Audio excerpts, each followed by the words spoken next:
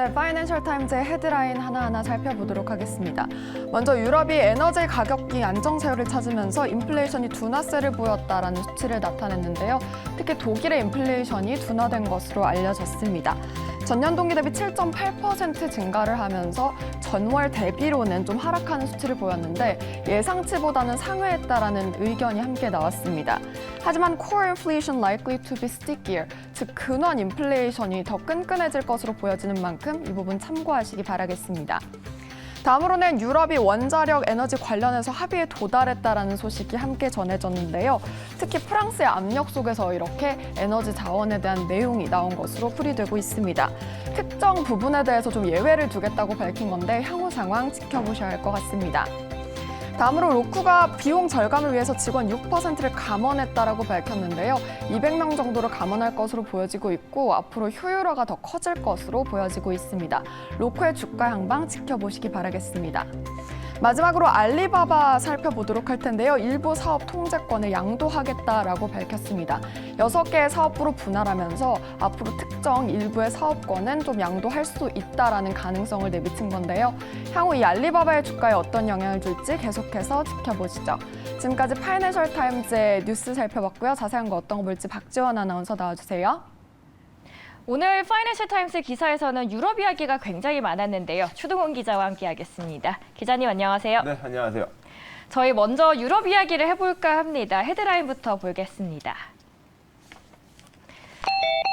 EU agrees to compromise on nuclear energy. 유럽 연합 재생에너지 확대에 속도를 내고 있다라는 소식입니다.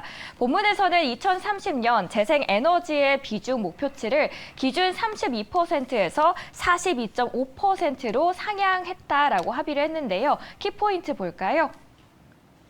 2021년 기준으로 봤을 때 EU 재생에너지 비중이 약 22%가량이었던 점을 고려했다면 2030년은 거의 2배나 늘어나는 수준입니다. 작년에 유럽이 우크라이나 전쟁을 겪고 나니 생각이 든 게 아니 러시아산 화석 연료 탈피를 위해서는 우리도 이제 재생에너지를 조금 더 빠르게 늘려야 해야겠다라는 생각에 위기의식이 맞물린 결과물이기도 합니다. 이제 기자님, 유럽에서 신재생의 속도가 조금씩 더 빨라지는 건가요? 네, 저희가 지난번에도 다뤘다시피 전기차를 적용하겠다, 그리고 화석연료를 이용하는 자동차도 더 이상 사용하지 못하겠다는 게 EU의 입장이었는데요. 이에 대한 연장선상이라고 보시면 될 것 같습니다.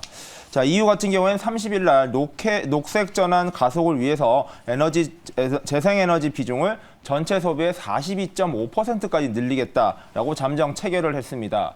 42.5% 말이 그렇지 굉장히 많이 바꾼다는 뜻인데요. 절반 가까운 에너지를 재생에너지에서 만들겠다라는 아주 과감한 전략입니다. 자, 27개 회원국을 대표하는 유럽 이사회가 전날 밤새 회의를 하는 끝에 현재 32%의 재생에너지 비중을 최고 42.5%까지 올리겠다라는 계획을 발표했습니다.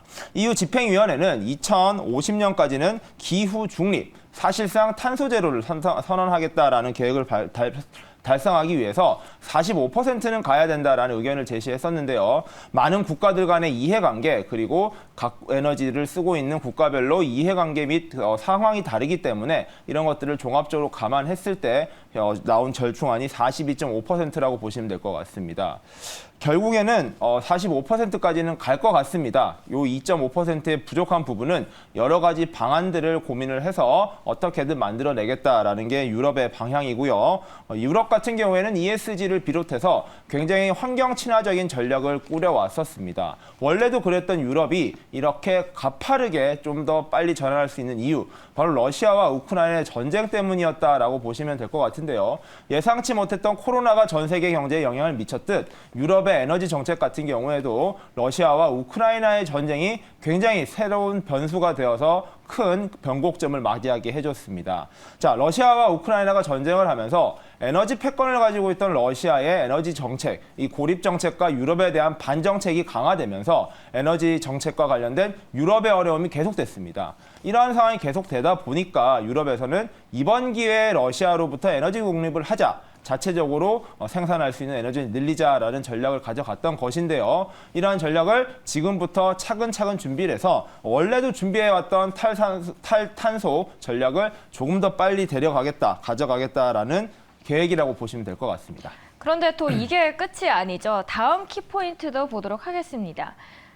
한편 실제로 협상 과정에서 원자력 발전 비중이 높은 프랑스는 이번 계획에 저탄소 원자력의 수소 역할이 포함되어야 한다고 주장한 반면 독일은 풍력 그리고 태양광처럼 다른 신재생 에너지 시장 확대에 걸림돌이가 될 수 있다고 반발을 해왔습니다. 그만큼 유럽에서는 아직 원전에 대한 시각으로 분열은 계속 일어나고 있는데요. 이번에 독일이 나섰습니다. 내달 중순에 남은 원전 3곳의 가동을 최종적으로 중단을 하고 원자력 발전에서 손을 뗀다는 말입니다. 그림 한번 보실까요? 뒤에 보이시는 분은 독일 환경장관인데요. 이번 발표로 탈원전을 둘러싼 수십 년간의 논쟁에 마침표를 찍을 수 있게 됐다라고 전했습니다. 독일의 탈원전 행보 그리고 이로 인한 폐기물 이슈도 한번 짚어주시죠, 기자님. 네, 탈원전 이 부분 또 독일에서 굉장히 추진해 왔던 정책입니다. 지금까지 이제 에너지와 관련해서 독일에서는 탈원전을 기본적으로 추진해 왔었는데요. 이거에 대한 변수, 앞서 말씀드린 대로 역시나 러시아 우크라이나 전쟁이었습니다. 탈원전을 하려고 계속 준비를 해왔고 거기에 발맞춰서 에너지 정책을 펼쳐왔는데 갑작스러운 러시아와 우크라이나 전쟁 때문에 천연가스 공급에 어려움을 겪게 됐고요. 이렇다 보니 할 수 없이 탈원전을 잠깐 멈췄던 국가가 바로 독일입니다. 자, 이런 독일이 3년여간의 지금 현재 코로나 상황 이후로 그리고 1년여간의 러시아 우크라이나 전쟁으로 어려움을 겪었던 것들을 이제는 조금 극복이 가능한 상황이 되었고 그를 바탕으로 탈원전 다시 추진하겠다. 그 방향의 하나로서 3개의 원전을 다시 폐쇄하겠다라고 했었습니다. 이 3개 원전은 원래도 폐기 예정이었는데 러시아 우크라이나 전쟁으로 미뤄졌었습니다. 그런 것들이 이번에 다시 결국에는 탈원전으로 가기로 결정이 되면서 독일의 탈원전 정책을 한번 잘 살펴보는 것이 중요할 것 같습니다. 과연 이제 독일이 이런 것들을 성공할 수 있을지에 따라서 문제가 해결될 수 있고 말씀하신 유럽의 탈원전의 정책들이 더 강화될 것 같고요.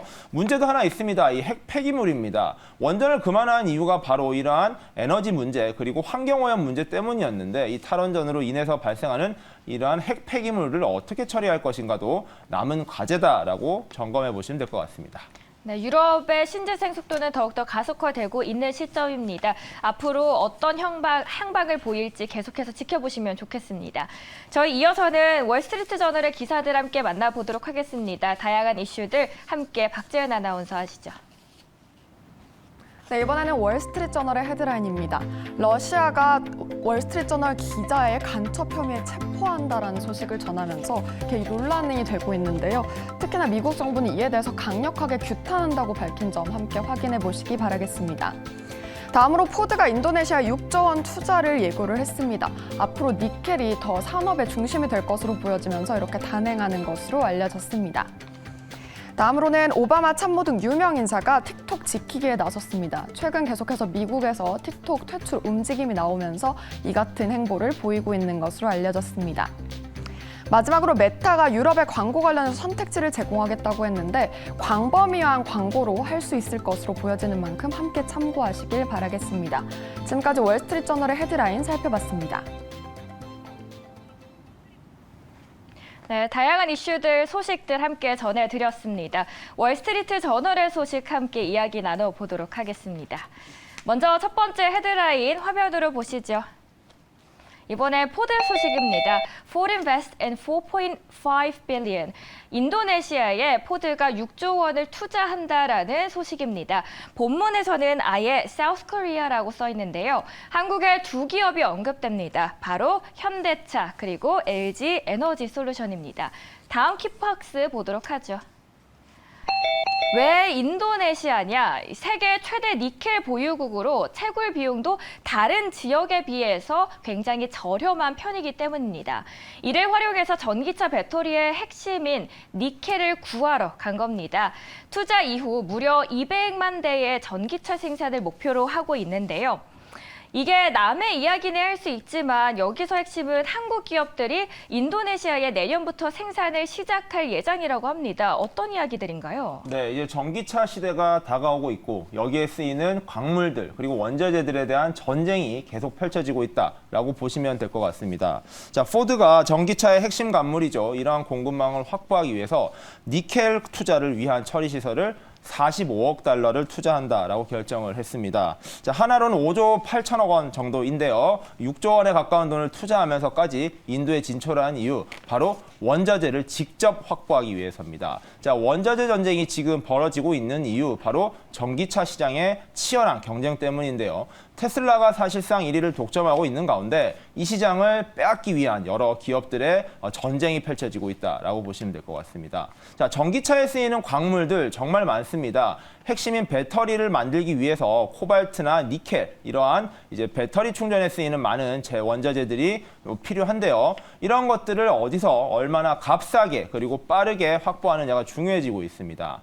특히 미국 같은 경우에는 중국산 원자재들 그리고 중국산 부품들에 대한 사용을 할 경우 제재를 가하거나 이제 인센티브를 안 주는 등의 정책을 가져가다 보니까 여러 기업들, 이제 포드와 같은 자동차 기업과 현대차, LG 엔솔과 같은 배터리 관련 기업과 완성차 업체들조차 직접 원자재를 확보하기 위한 전쟁에 벌이고 있다라고 보시면 될 것 같고요. 자, 인도네시아 술라웨시 섬입니다. 여기에 있는 대형 니켈 광산에 이러한 원자재 생산을 위해서 PT발레 인도네시아라는 현지 기업과 그리고 대형 제련 회사인 중국 저장화유 코발트도 함께 참여한다고 합니다. 어쨌든 생산을 위한 기술을 가지고 있는 중국 기업도 끼이긴 하는데요. 직접 만들고 가져오기 위한 포드의 노력이 감안되기 때문에 이럴 경우에는 포드에게 큰 이익이 되지 않나라고 보시면 될 것 같습니다. 자, 리스 드레이크 포드 부사장은요, 니켈을 직접 싸게 확보할 것이라고 기대를 하고 있다면서 이번 투자 결정에 대한 배경을 밝혔습니다. 자, 26년부터 상업 가동을 할 수 있을 것으로 보이니까 앞으로 3년 후부터는 이제 포드의 전기차 생산에 큰 도움이 될 것으로 보고 있습니다. 200만 대 목표를 세웠다라고 말씀을 드렸는데 앞서 말씀드린 대로 현재 테슬라가 독점하다시피 하고 있는 전기차 시장, 포드나 GM 같은 전통 제조차 산업에 가지고 있는 기업들이 도전장을 계속 내밀고 있습니다. GM도 조만간 존 차종을 전기차로 만들겠다라고 발표를 했었고요. 포드 역시 현재 전기차 시장에서의 사업 잘 펼쳐나가고 있기 때문에 이에 대한 탄력을 위해서 무엇보다 원자재 확보가 중요하다라는 것입니다.